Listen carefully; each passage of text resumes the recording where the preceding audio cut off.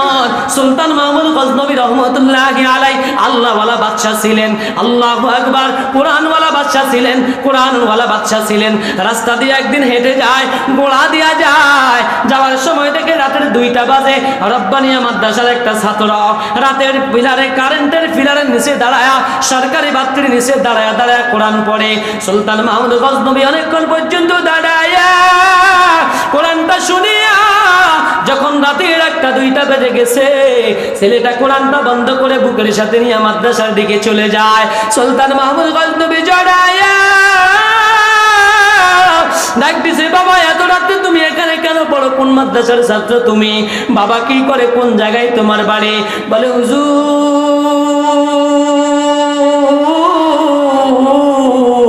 অমুক মাদ্রাসায় আমি পড়ি, ওই মাদ্রাসায় আমি পড়ালেখা করি। আমার আব্বা একজন রিকশাওয়ালা, বাবার বড় স্বপ্ন আমাকে আলেম বানাবে, হাফেজ বানাবে।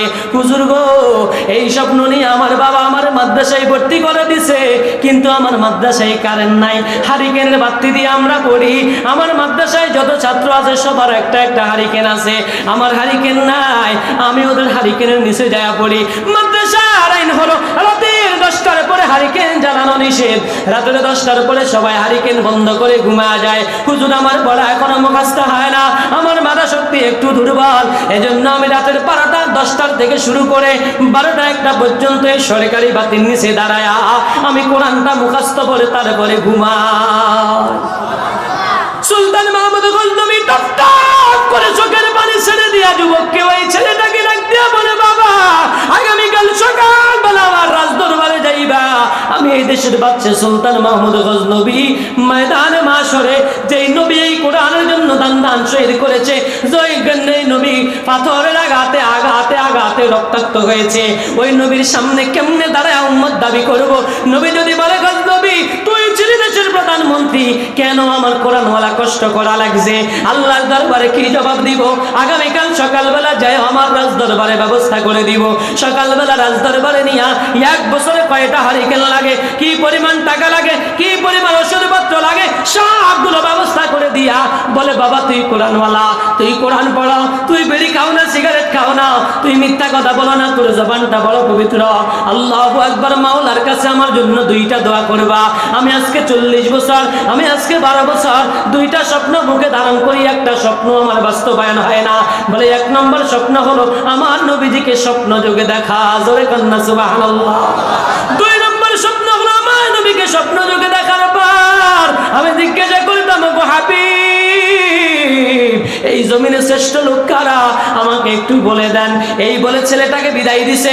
ছেলেটা মাদ্রাসায় যায়, রাতের 12টা 1টা পর্যন্ত কোরআনটা মুখস্থ করে সেজদায় যায়, আল্লাহকে ডাক দিছে, ওগো আল্লাহ,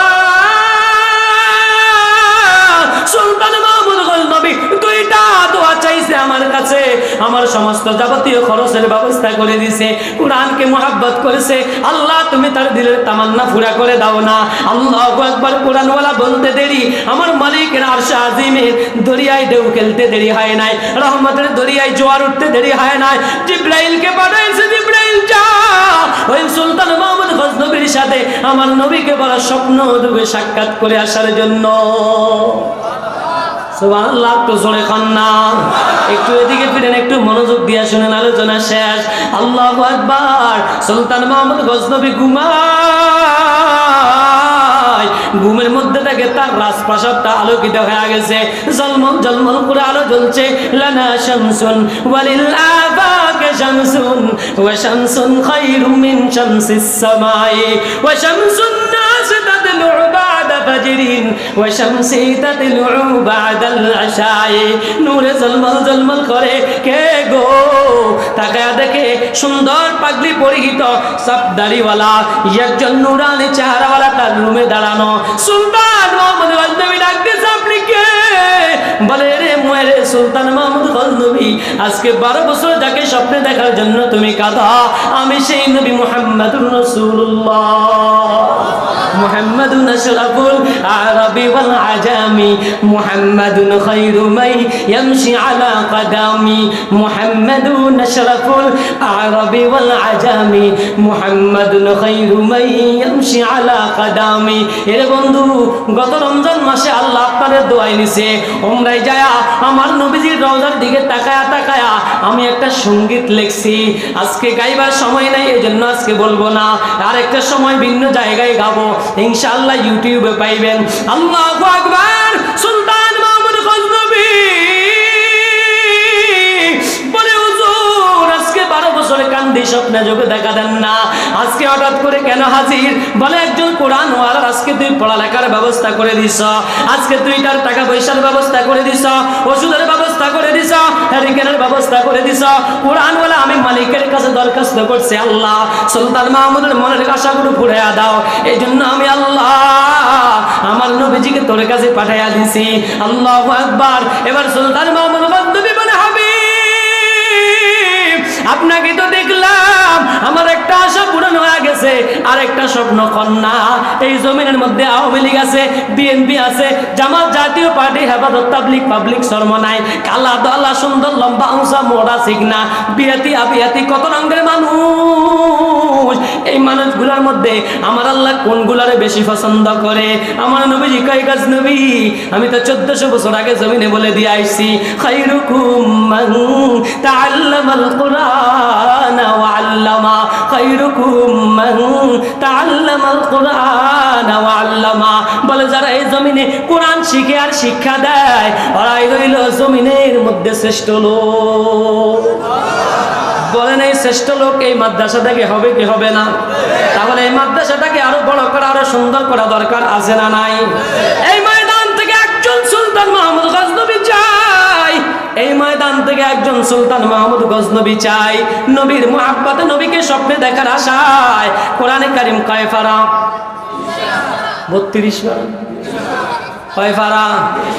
আরো জোরে খান না। এই 30 পারা কোরআনকে মুহাব্বত করেননি। একজন লোক, একজন সুলতান মাহমুদ গজনবী এলাকা থেকে চায় 30 পারা কোরআনকে মুহাব্বত করে 30,000 টাকা এই মাদ্রাসার জন্য দান করবে। এই মাদ্রাসায় কোরআনের ঘর হবে, ছেলেরা কোরআন তেলাওয়াত করবে, তার ইটের উপরে বসে, তার সিমেন্টের উপরে বসে, তার রডের দেওয়া বিল্ডিং এর মধ্যে বসে আল্লাহু আকবার এখানে পড়বে, আমার মালিক ওখানে পৌঁছায়া দিবে, আমার মালিক এখানে পড়বে, ওখানে পৌঁছায়া দিবে। আল্লাহু আকবার, আল্লাহু আকবার। বলেন, সর্বপ্রথম টাকাটা একটু পরে যায়, এই কোরআনের জন্য একটা ঘর লাগবে, কোরআনের জন্য জমিনটা লাগবে। এর বন্ধু, এই জমিনের উপরে আজকে আসি, একদিন এই জমিনের নিচে চলে যাব। জমিনে যদি নামাজ পড়ে যাইতে পারি, জমিনের নিচে গেলে জায়গা জান্নাত। জমিনের উপরে যদি কোরআন তেলাওয়াত করে যাইতে পারি, জমিনের নিচে গেলে জায়গাটা জান্নাত। জমিনের উপরে যদি কোরআনের ঘর দিয়া যাইতে পারি, জমিনের নিচে গেলে কোরআনটা জান্নাত। 10 ডিসিম, 20 ডিসিম, 30 ডিসিম জমি লাগবে। আল্লাহু আকবার। বন্ধু, ঘর হবে, ঘর ভেঙে যাবে, ঘর উঠবে, ঘরের বয়স চলে যাবে, কিন্তু এই জমিন যাবে না, জমিন হারাবে না।